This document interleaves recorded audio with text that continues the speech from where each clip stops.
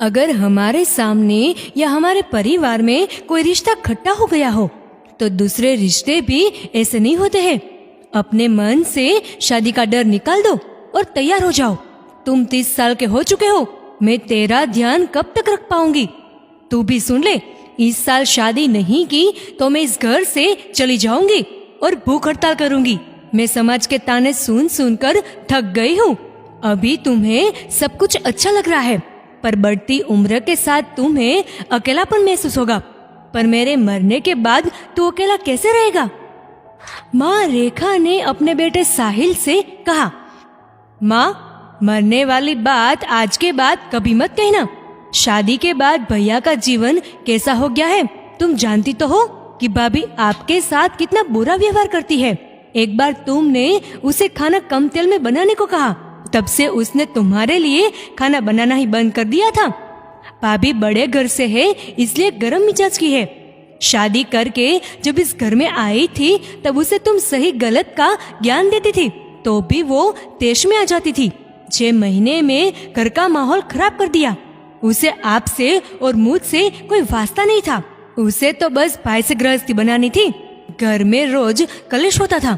एक दिन अनजाने में भाभी ने अपने मन की बात कह दी कि वो आपसे अलग रहना चाहती है, तो तुमने उसकी बात का मन रखा और भाई के ना चाहते हुए भी उन लोगों को अलग कर दिया ताकि उनका रिश्ता बच सके। आज भी तुमसे नजरें मिलाने के लिए गहराता है और गले लगाने के लिए तरसता है। मेरे दोस्त ने और उसकी गर्लफ्रेंड ने लव मैरिज किया। वो इसलिए शादी कर रही थी क्योंकि मेरा दोस्त दूसरे शहर में जॉब करता है और अच्छा कमाता है। उस शहर में सास ससुर सिर्फ मेहमान बनकर आते हैं। उसने शादी से पहले ही अपने पति से वादा ले लिया था कि वो कभी अपने सास ससुर के साथ नहीं रहेगी। ये सब देखकर मुझे शादी करने से बहुत डर लगता है, कहीं मेरी पत्नी मुझे मेरी माँ से अलग ना कर दे। इस उम्र में तुम ये सब कुछ कैसे झेल पाओगी? मैं तुम्हारी सेवा मरते दम तक करना चाहता हूँ। साहिल ने जैसे एक ही सांस में सब कुछ कह दिया।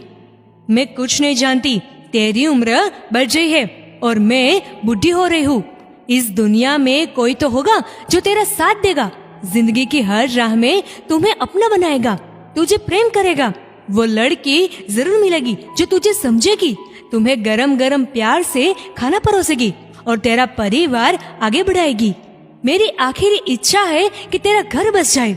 बड़ी बहू ने तो मुझे अपने पोते से अलग रखा। मैं दादी होते हुए भी अपने पोते को गले नहीं लगा सकती। तुम तो मुझे पोते पोती का सुख दे सकते हो। प्लीज बेटा, मेरे लिए शादी कर लो, रेखा जी ने कहा। हर दूसरे तीसरे दिन रेखा जी शादी की बात लेकर अपने बेटे से बहस करती और बेटा सब कुछ सुन लेता था। एक दिन सुबह सुबह बाहर एक ट्रक की आवाज आई। रेखा जी ने देखा कि नए किराएदार आ रहे हैं। उन्हीं का सामान उतर रहा है। घर में पति पत्नी, बुजुर्ग सास ससुर और 10 साल का बेटा है।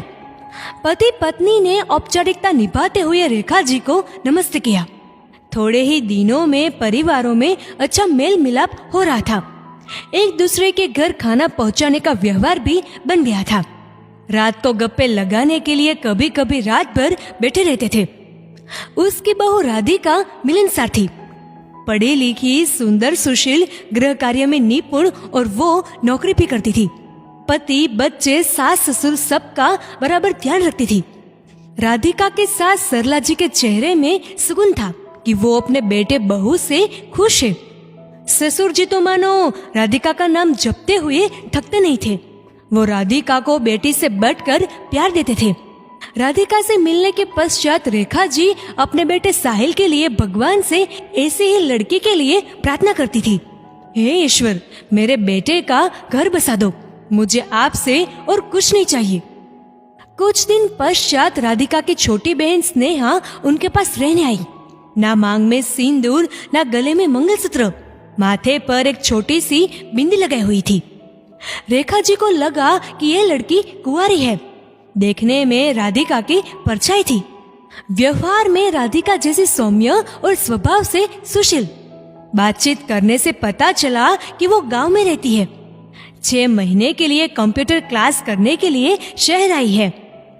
साहिल और स्नेहा का 4-5 बार आमना सामना हुआ। साहिल को स्नेहा पसंद थी, पर अपने मन की बात मन में ही रखे हुई थी, क्योंकि वो शादी के नाम से डरता था। किसी बातों बातों में रेखा जी ने अचानक साहिल से कह दिया कि बेटा, मुझे तुम्हारे लिए स्नेहा पसंद है। अगर तुम्हें पसंद हो तो राधिका से इस विषय में चर्चा करूं। साहिल ने सहमति दर्शाते हुए कहा, माँ, आपको जैसा ठीक लगे वैसा कीजिए। दूसरे दिन रेखा जी राधिका के पास गई और साहिल के लिए स्नेहा का हाथ मांगा। राधिका चौंक गई, पर कहा, आंटी जी, मैं आपको कह दूं कि स्नेहा विधवा है। शादी के 1 हफ्ते पश्चात स्नेहा के पति को हार्ट अटैक आया था और उसका निधन हो गया। वो बहुत उदास रहने लगी थी। स्नेहा का मन बदल जाए इसलिए मैंने 6 महीने का कोर्स करवाने के लिए यहाँ बुला लिया, ताकि वो अपने दुख से उबर सके। स्नेहा विधवा है और साहिल भैया कुंवारे हैं। अगर फिर भी आपको ये रिश्ता मंजूर हो तो सोच विचार करके हमें बताएगा। रेखा जी कुछ सोचते हुए अपने घर वापस आ गई। रेखा जी ने अपने बेटे साहिल से कहा, स्नेहा भली लड़की है, पर वो विधवा है और तुम कुंवारे हो। रेखा जी निराश होकर कह रही थी। साहिल ने अपनी माँ को समझाते हुए कहा कि विधवा है तो क्या हुआ, विधवा होने से क्या उसकी अच्छाई कम हो जाती है? नहीं ना, मुझे उससे शादी करनी है और उसका जीवन फिर से रंगीन बनाना है। उसे जीने का दूसरा मौका जरूर मिलना चाहिए। मैं उसे अपनाऊंगा, अगर माँ आप इजाजत दे तो। रेखा जी ने कहा, मेरा आशीर्वाद तेरे साथ है। तेरी हर मनोकामना पूर्ण हो। तेरी बात सही है कि सबको एक और मौका जरूर मिलना चाहिए। कल मैं राधिका से बात करूंगी। अगर स्नेहा को कोई आपत्ति ना हो तो रिश्ता पक्का समझना। अगले दिन रेखा जी राधिका से उसकी बहन का हाथ मांगती है। राधिका ने कहा, मुझे बहुत खुशी होगी कि आप जैसी सास का उसे प्यार मिले। मेरे मम्मी पापा से एक बार बात कर लीजिए। मैंने आपके बारे में उनको बताया है। रेखा जी ने फोन में उनसे बात की तो उन्होंने कहा कि वो लोग कल शहर आ रहे हैं और कल ही सगाई कर 3 महीने के बाद उसकी शादी कर देंगे।